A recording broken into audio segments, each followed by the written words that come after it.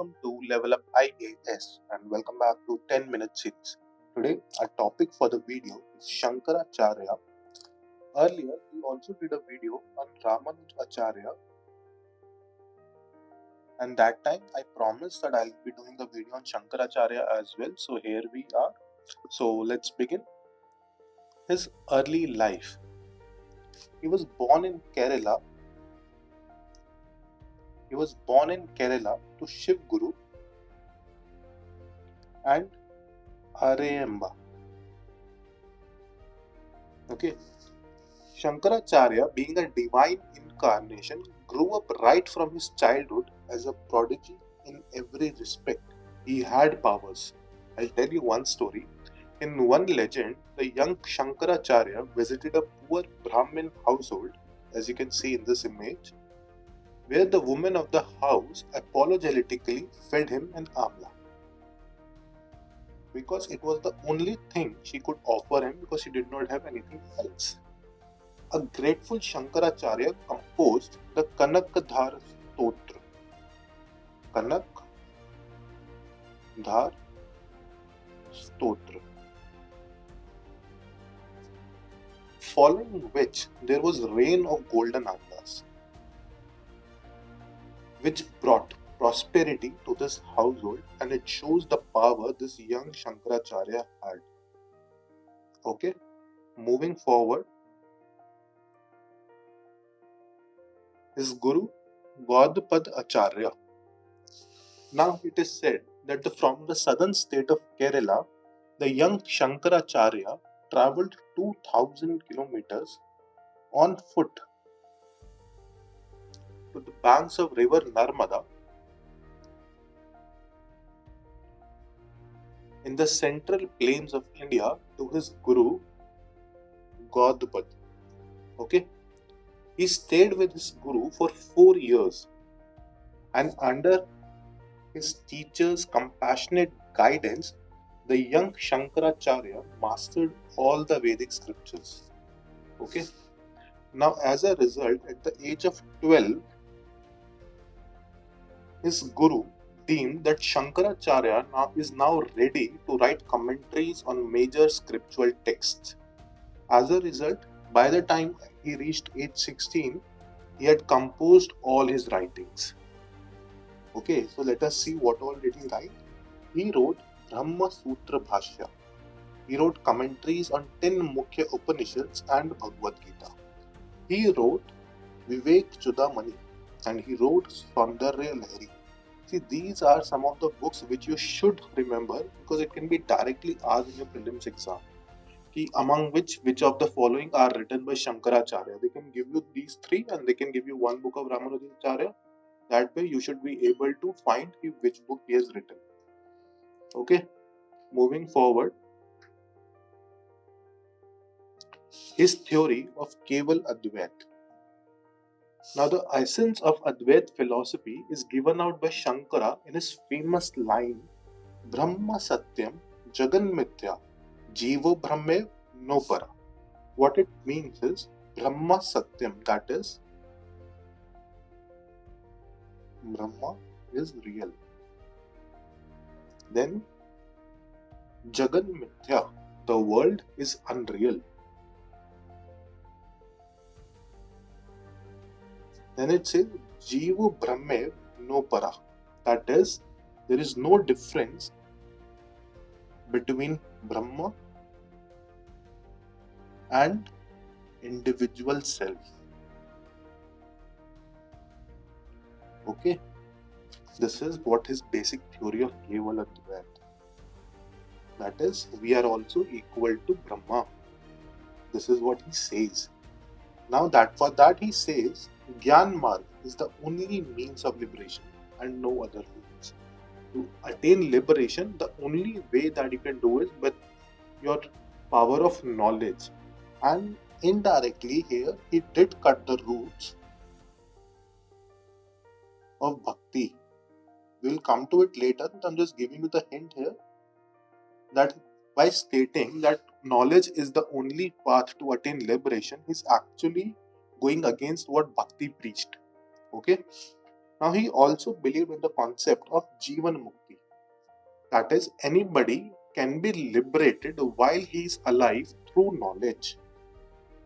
But अगर आपको याद हो, हमने जब रामानुज आचार्य का लेक्चर किया था, उसमें what we discussed, liberation can be done only after death. Correct? So this is a stark difference between his theory of Kevaladvaita and Ramanuj Acharya's theory of Vishishtadvaita. Okay, moving forward, he got inspired from Mahayana Buddhism also. It is said, influence from Mahayana Buddhism. Now Shankaracharya is often accused of being a crypto-Buddhist or Buddha in disguise. Why? Because we see that there are many similarities with his theory. That is, Shankaracharya's Brahma was very much like the Sunya of Nagarjuna. Okay, you can relate that. Nagarjuna was someone who started the Mahayana Buddhism. Now Shankaracharya's Advaita and the Buddhist Madhyamaka view of ultimate reality, they are both compatible because they are transcendental, indescribable and non-dualistic. Okay, that is why we say that he has been influenced from Mahayana Buddhism and it has often been criticized as crypto-Buddhist. Okay, moving forward, his view on Bhakti, he opposed the practice of ritual worship. Second thing he said was, he emphasized on knowledge which is as the true devotion to God. कि अगर आपको God से कुछ चाहिए तो you should have proper knowledge for it. Just Bhakti won't do it. As a result, he opposed Bhakti and he cut the roots of Bhakti. It is, this can be asked in your exam. Okay, so you should know it very clearly. Moving forward, Chaar Dhaam. Now, during his travels across the length and breadth of India, he established 4 mutts to unify the scattered and diverse groups of sannyasis. ठीक है, ये 4 mutts उन्होंने कहाँ establish करे? एक south India में श्रृंगेरी, एक waste India में द्वारका, एक नॉर्थ इंडिया में बद्रीनाथ, एक ईस्ट इंडिया में Puri. Correct? Now, what was the reason for establishing these? One, to unify the scattered and diverse group of sannyasis. Another was, each of these mutts was assigned the task of maintaining and preserving for posterity one of the 4 Vedas. Okay, this is very important. मतलब ये directly exam में पूछ सकते हैं prelims. Now it is said that Sringeri, that is South India, उनको यजुर्वेद दिया गया. Dwarka, that is your west India, उनको सामवेद दिया गया. बद्रीनाथ नॉर्थ इंडिया में Atharvaveda and Puri, that is in Odisha Bhubaneswar, it is given as Rigveda. तो ये आपको पूछ सकता है कौन से धाम में कौन से वेद को प्रिजर्व करने की दिया गया था, तो वो आपको पता होना चाहिए. ठीक है, moving forward, 4 Mahavakyas. What is a Mahavakya? The Mahavakyas are the great sayings of the Upanishads as characterized by the Advaita school of Vedanta. ठीक है, पहला महावाक्य क्या है? प्रज्ञानम Brahma. Brahman is consciousness, and it is often said that it is derived from Aitareya Upanishad of Rig Veda. ठीक है, ये पता होना चाहिए. फिर अगला आता है अयम आत्मा Brahma. The self is Brahman. Now ये कहाँ से लिया? मांडुक्य उपनिषद ऑफ अथर्ववेद. सॉरी, अथर्ववेद. ठीक है, फिर अगला आता है तत् त्वम असि. That is that thou art. ये कहाँ से लिया गया?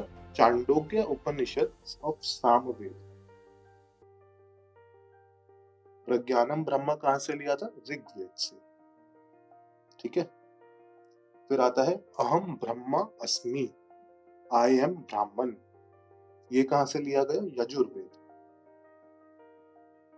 यजुर्वेद से लिया है, सीक्रेट गेम से नहीं लिया.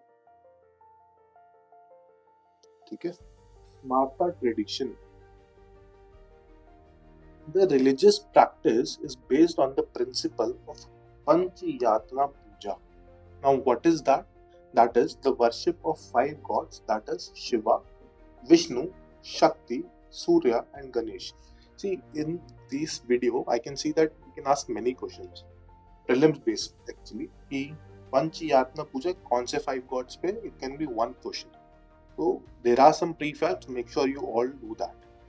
Okay, now there was a growth of this Smarta tradition in 8th century. Why 8th century? Because it was under the Shankaracharya.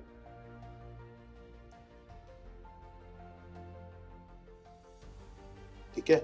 Now the Smarta tradition was primarily based upon inquiry and speculation of the philosophy of the Vedas and Upanishads. मतलब उनकी speculations and inquiry इसकी Vedas and Upanishads की. अब किसी चीज को speculate करना, उसके बारे में inquire करना, it was something which required intellect. ठीक है? उसकी वजह से this Smarta tradition it got confined to a very limited social base, and that was basically it was restricted to Vedic Brahmins. ठीक है? So moving forward, Dashnami sect. In the 8th century, Shankaracharya gave a new turn to Shaivism. He established a very important cult called Dashnami Sampradaya. Now, what are Dashnami Sampradayas? He organized this order including the 10 categories of sannyasis. इन्होंने इसमें सन्यासीस को 10 sects में बांट दिया. ठीक है? तो कौन से है वो 10 sects? It is Giri, Puri, Bharati, Vana, Parvati, Aranya, Sagar, Tirtha, ashram and saraswati. Okay, so I hope you like this video. Do share it with your friends and subscribe to our YouTube channel. Thank you.